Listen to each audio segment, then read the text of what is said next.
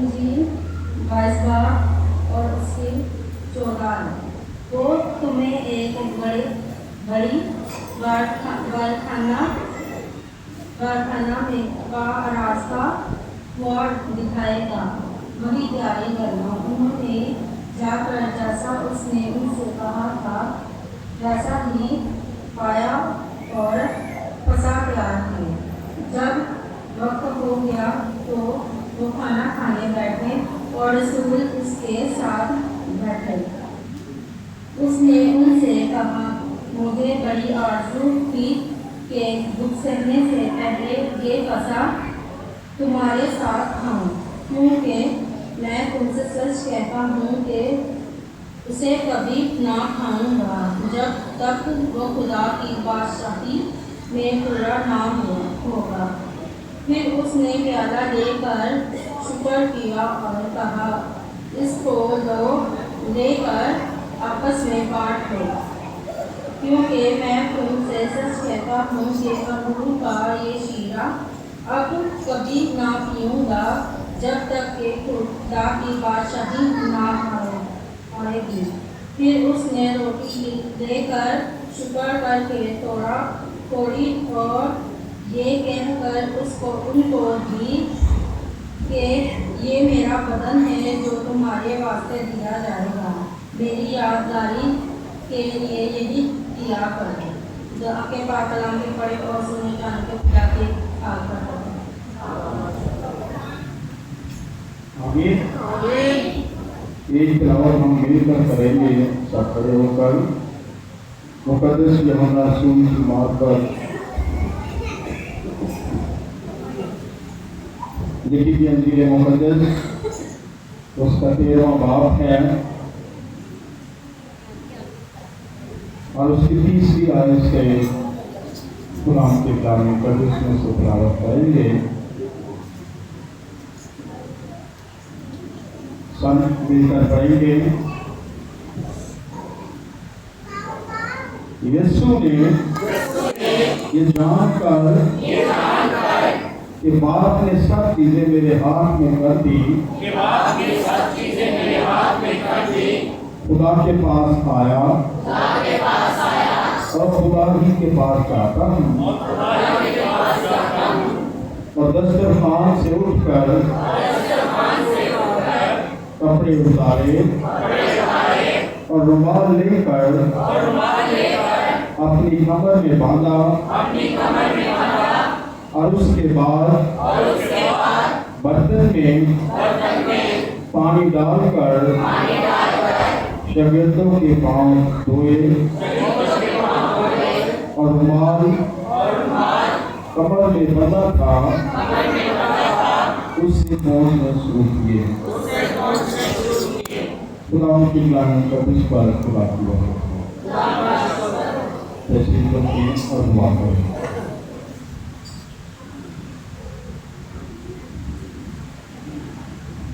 میں درخواست کروں گا جتنے بھائی باہر کھڑے ہیں، بہت جگہ اندر آ رہے ہیں، جتنے لوگ باہر کھڑے ہیں یا بیٹھے ہیں وہ اندر بڑھا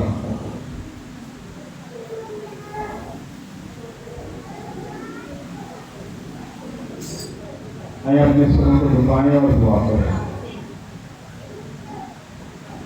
خدا قدوس ہم دل سے بڑا شکر کرتے ہیں آج رات اس وقت کے لیے، تو خدا ہم سب تیری رسولی میں ہیں تاکہ تیری یادگاری کو منا سکیں۔ تیرے باپ ہم تیرا شکر کرتے ہیں۔ اب جب تیرے کلام مقدس کو پڑھا گیا ہے، اے خدا ہم اپنے علم اپنی حکمت سے تیرے منہ کی باتوں کو نہیں جان سکتے، تو مددگار بخش جس کا تم نے وعدہ کیا ہے، تاکہ آج شام اس رات کے وقت میں ہم تیرے کلام کی عمیق باتوں کو جان سکیں، سمجھ سکیں، اور خدا تیری مرضی کو ڈالائے۔ اپنے خادم کی ساری کمزوری قبول کرنا، میرے علم میری سوچ کے علاوہ سب کچھ ناقص ہے۔ آج رات اپنے لوگوں سے کلام کر یسوع مسیح کے نام سے آمین۔ میرے عزیزو، آج شام یہ بڑا خاص دن ہے ایک ایماندار کے لیے، ایک نجات پانے والے کے لیے، کہ جس کے لیے خدا یسوع مسیح نے اناجیل میں یہ لفظ کہے کہ میری یادگاری میں ایسا ہی کیا کرو۔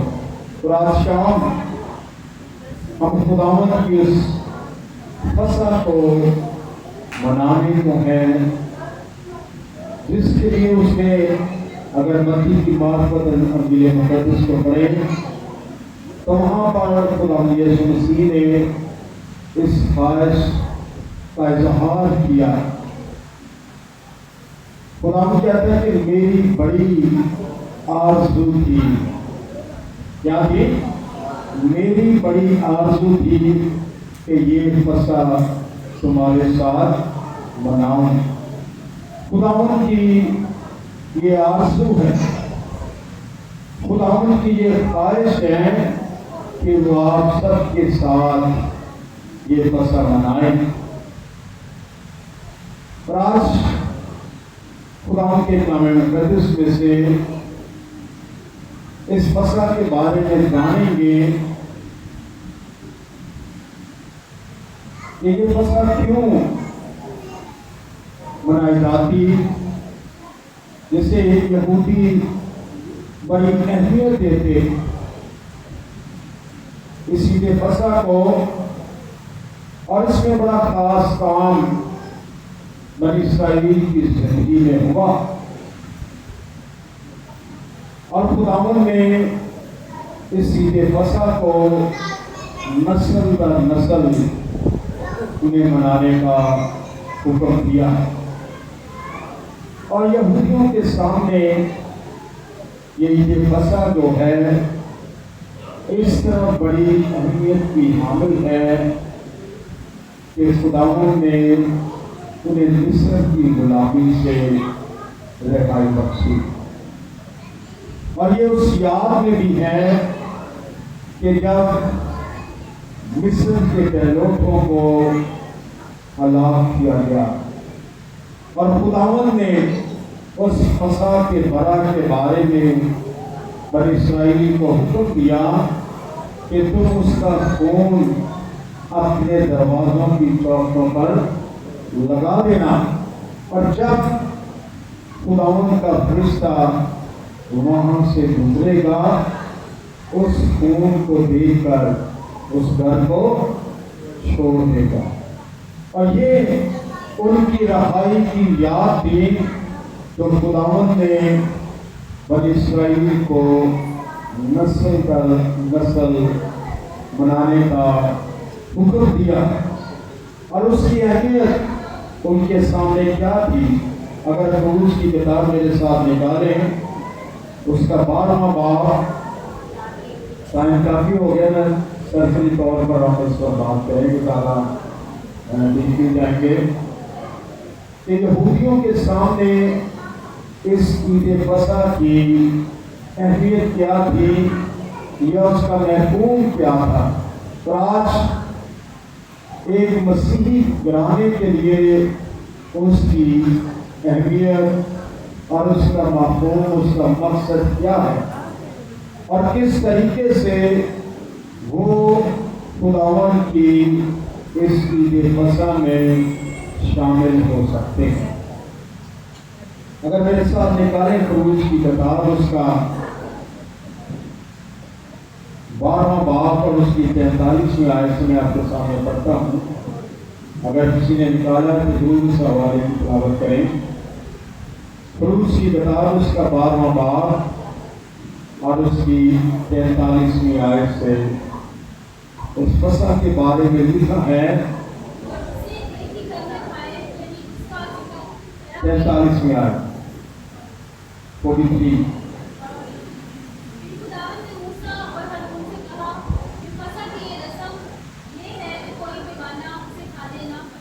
جی، خداوند نے موسیٰ سے کہا کہ بے شک یہ چھڑائے جانے کی عید ہے، تمہاری رہائی کی عید ہے، لیکن اس سے کوئی بیگانہ شخص نہ کھائے۔ خداوند نے حکم دیا تھا سارے خاندان کے لوگ مل کر اس فسح میں شامل ہوں اور وہ اس فسح کو کھائیں۔ اور پھر کیا لکھا ہے؟ لیکن اگر کوئی شخص کسی کا زرخرید غلام ہو اور تم نے اسے اس کا ختنہ کر دیا ہو، وہ اسے کھائے۔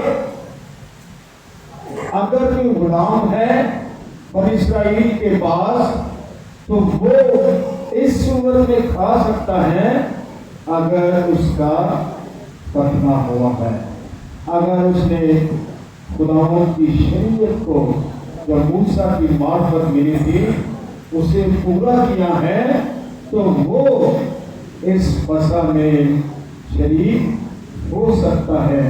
اور پھر لکھا ہے اور اسے ایک ہی گھر میں کھائیں، پر اجنبی مزدور اسے کھانے نہ پائے، اور اسے ایک ہی گھر میں کھائیں اور اس کا ذرا بھی گوشت گھر سے باہر نہ لے جانا اور تم اس کی ہڈیوں کو توڑ دینا۔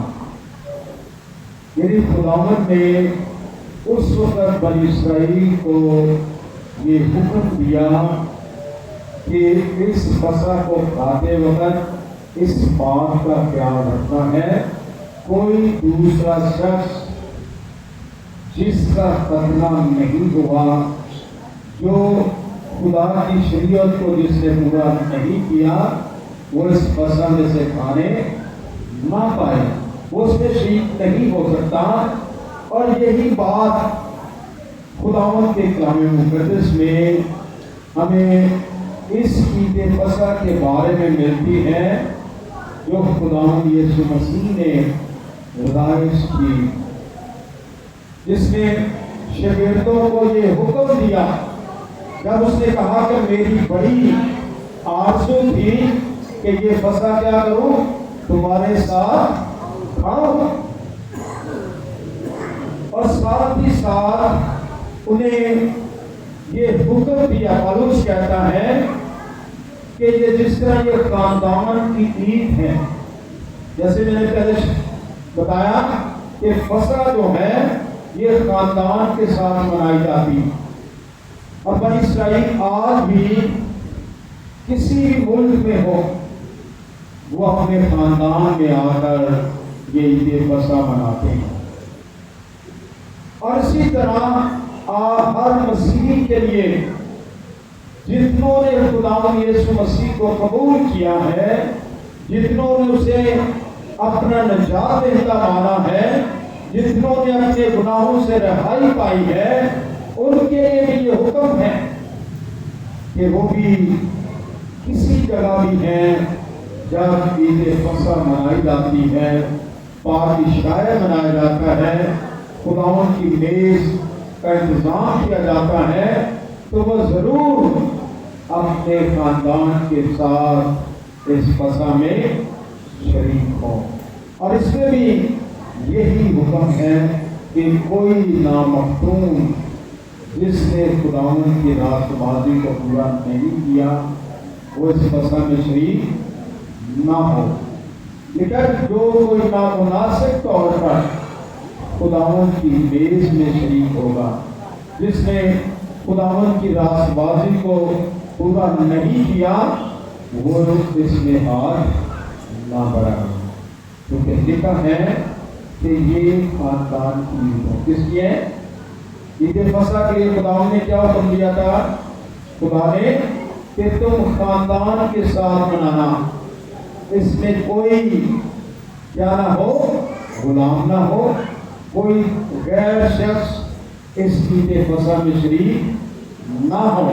اور اسی طرح آج جب ہم خداوند کی میز میں شریک ہوتے ہیں تو ہمارے لیے بھی ایسا ہی ہے، اگر ہم نے خداوند کی راست بازی کو پورا نہیں کیا تو خداوند کی اس میز میں ساتھ نہ بڑھائیں۔ یہ خداوند کی فسح ہے، اس لیے اس میں ہمیں شریک ہونے سے پیش کر اپنے آپ کو جانچنا ہے۔ لکھا ہے جو کوئی نامناسب طور پر اس میں شریک ہوتا ہے وہ اس کھانے پینے کے باعث کیا رہتا ہے؟ قصوروار ہوگا۔ ابھی تک تمہیں بتھیرے سو بھی ہے۔ بہت سارے ایسے لوگ ہیں جب انہوں نے اس بات کا اختیار نہیں کیا تو وہ اس کھانے پینے کے باعث قصوروار ٹھہرے۔ اور ایک اور واقعہ خوبصورت میں آپ کے سامنے رکھتا ہوں کہ یہودا آخری فصح میں بھی خداوند کے ساتھ ہے۔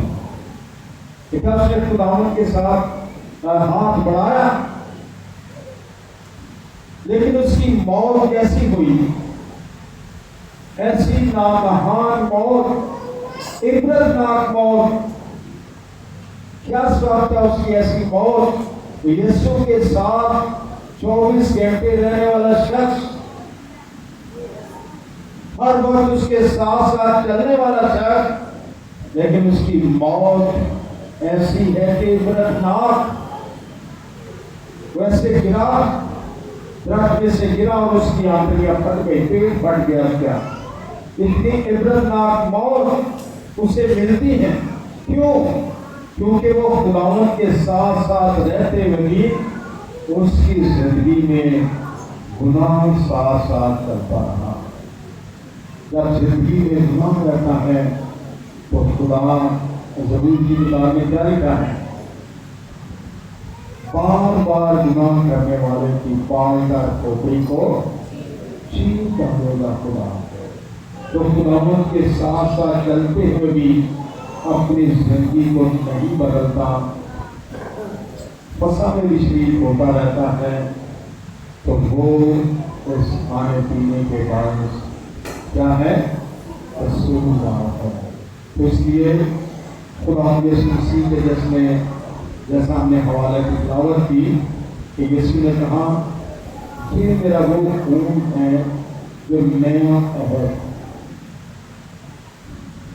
چند باتیں خدا یسوع کے خون کے تعلق سے سیکھیں گے اور پھر آگے چلیں گے ہم۔ ایک حصہ باقی ہے، اس کے بعد بھی کیونکہ میں تم سے کہتا ہوں کہ اسے کبھی نہ کھاؤں گا جب تک خدا کی بادشاہی میں پورا نہ ہو۔ پھر اس نے پیالہ لے کر کہا اس کو لے کر آپس میں بانٹ لو، کیونکہ میں تم سے کہتا ہوں کہ انگور کا شیرہ اب سے کبھی نہ پیوں گا جب تک خدا کی بادشاہی نہ ہو۔ اور یہ اسی طرح کھانے کے بعد پیالہ لیا اور یہ پیالہ میرے اس خون میں نیا عہد۔ خدا یسوع مسیح نے اپنے خون کے وسیلہ سے ایک نیا عہد باندھا۔ خون کے وسیلہ سے خون کی اہمیت آج میرے اور آپ کے لیے یہ ہے کہ جب ہم اس میں شریک ہوتے ہیں، خداوند کے اس عہد میں شریک ہوتے ہیں جو اس نے اپنے خون کے وسیلہ سے، پہلا عہد جو شریعت میں تھا، شریعت کو پورا کرنے میں تھا، لیکن خداوند یسوع مسیح نے جو نیا عہد باندھا یہ اس پر ایمان لانے سے اور اس کے خون کے وسیلہ سے باندھا گیا۔ اور اس میں دوسری بات جو ہم سیکھتے ہیں، اس خون کے وسیلہ سے ہمیں گناہوں کی معافی ملتی ہے۔ کیا ہوتا ہے؟ اس خون کے وسیلہ سے ہمیں گناہوں سے معافی حاصل ہوتی ہے۔ اس کے لیے حوالہ پڑھیں کہ میرے ساتھ عبرانیوں کا خط اس کے نام باب کی 22ویں آیت میں لکھا ہے، تقریباً سب چیزیں شریعت کے مطابق خون سے پاک کی جاتی ہیں اور بغیر خون بہائے معافی نہیں ہے۔ اسی لیے میرے اور آپ کے خداوند نے اپنے خون کا ایک ایک قطرہ میرے اور آپ کے لیے بہا دیا، اور اس کے خون کے وسیلہ سے ہمیں معافی ملتی ہے۔ اور تیسری بات اس میں ہم سیکھتے ہیں، خون کے وسیلہ سے ہماری نجاست، ہماری ناپاکی ہم سے دور ہوتی ہے۔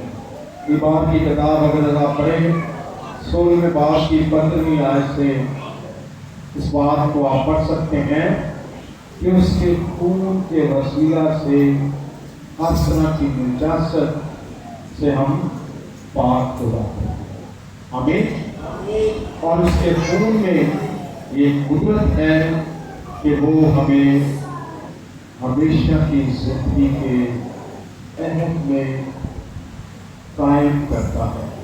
اور اس میں چوتھی بات ہم جو سیکھتے ہیں کہ وہ ہم میں قائم رہتا ہے اور ہم اس میں قائم رہتے ہیں۔ جب ہم اس کے خون اور گوشت میں شریک ہوتے ہیں تو ہم اس میں قائم ہوتے جاتے ہیں، بڑھتے جاتے ہیں اور اس میں مسئول ہوتے جاتے ہیں۔ اور اس کی 5ویں اگر بات ہم اس میں یہ سیکھتے ہیں کہ ہمیں قوت اور طاقت ملتی ہے۔ پاک عیسائی میں شریک ہونے کے باعث، اس خون میں شریک ہونے کے باعث ہمیں قوت اور طاقت ملتی ہے۔ جس طرح جسمانی روٹی کھانے سے جو گندم ہم کھاتے ہیں اس سے ہمیں بدن کو طاقت ملتی ہے، قوت ملتی ہے، اسی طرح جب ہم مسیح کے خون اور بدن میں شریک ہوتے ہیں تو ہم روحانی طور پر قوت اور زور پاتے ہیں اور خداوند میں بڑھتے جاتے ہیں۔ اور اسی طرح چھٹی بات اس میں جو سیکھتے ہیں، مسیح کے بدن میں شریک ہوتے ہیں۔ کیا ہے؟ مسیح کے بدن میں شریک ہوتے ہیں۔ اس کے لیے اگر آپ حوالہ پڑھ سکتے ہیں قرآن مقدس میں سے، پہلا کرنتھیوں 11 باب کی 26 آیت میں اس بات کا ذکر ہے، آپ پڑھ سکتے ہیں۔ اور اس کے بعد 7ویں اور آخری بات ہے، اس کے خون کے وسیلہ سے اس کی شریعت ہمارے باطن میں لکھی جاتی ہے۔ کہاں لکھی جاتی ہے؟ ہمارے باطن میں، ہمارے دلوں میں۔ اس لیے پالوس رسول کہتا ہے کہ تم مسیح کا زندہ خط ہو، جو سیاہی سے نہیں بلکہ خون سے لکھا گیا ہے۔ اس لیے اس کی شریعت 7واں کام جو ہے، اس کے خون کے وسیلہ سے اس کی شریعت ہمارے باطن میں لکھی جاتی ہے۔ اس کے قوانین، اس کی باتیں ہمارے اندر باطن میں لکھی جاتی ہے۔ یہ کہ صحیفے میں اس بات کا ذکر ہے اس کے 31ویں باب میں، بلکہ یہ وہ عہد ہے جو میں ان دنوں کے بعد اسرائیل کے گھرانے سے باندھوں گا۔ خداوند فرماتا ہے، میں اپنی شریعت ان کے باطن میں رکھوں گا اور ان کے دل پر لکھوں گا اور میں ان کا خدا ہوں۔ ہاللیلویا۔ مسیح کے خون کے وسیلہ سے اس نے اپنی شریعت میرے اور آپ کے باطن میں رکھ دی ہے۔ کیوں رکھ دی گئی ہے؟ تاکہ وہ ہمارا خدا ہو۔ آمین۔ یہ تو تھی شریعت کے فسح کے تعلق سے بات، اور آخری بات چند ایک باتیں ہم کریں گے تو اس کے بعد ہم رسم ادا کرنے کو ہے پاؤں دھونے کی، جیسے دوسری تلاوت ہم نے مل کر کی۔ خدا یسوع مسیح نے ایک فسح کے بارے میں حکم دیا کہ میری یادگاری میں ایسا ہی کیا کرنا، اور ایک یہ دوسرا کام ہے، تم سب بھی آپس میں ایک دوسرے کے ساتھ ایسا ہی کیا کرنا۔ اور کسی کے پاؤں کو ہاتھ لگانا کس بات کا ثبوت ہے؟ کس بات کا ثبوت ہے؟ پاؤں کو کسی کے لگانا ہاتھ کس بات کا ثبوت ہے؟ بالکل اپنے آپ کو گرا دینا، خالی کر دینا، عقید ہو جانا، بالکل اس طرح۔ اور بعض دفعہ ہم پاؤں کو ہاتھ کو لگا رہے ہوتے ہیں صرف اپنے آپ۔ خدا یسوع مسیح نے کیا کہا؟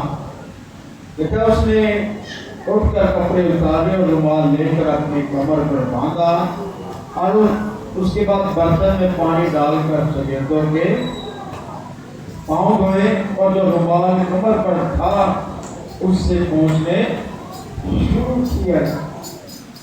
اور پھر 12ویں آیت میں لکھا ہے، پس جب وہ ان کے پاؤں دھو چکا اور اپنے کپڑے پہن کر ٹھیک بیٹھ گیا اور ان سے کہا، کیا تم جانتے ہو کہ میں نے تمہارے ساتھ کیا کیا؟ تم مجھے استاد اور خداوند کہتے ہو اور خوب کہتے ہو کیونکہ میں ہوں۔ جب مجھ خداوند اور استاد نے تمہارے پاؤں دھوئے تو تم پر بھی فرض ہے کہ ایک دوسرے کے پاؤں دھویا کرو۔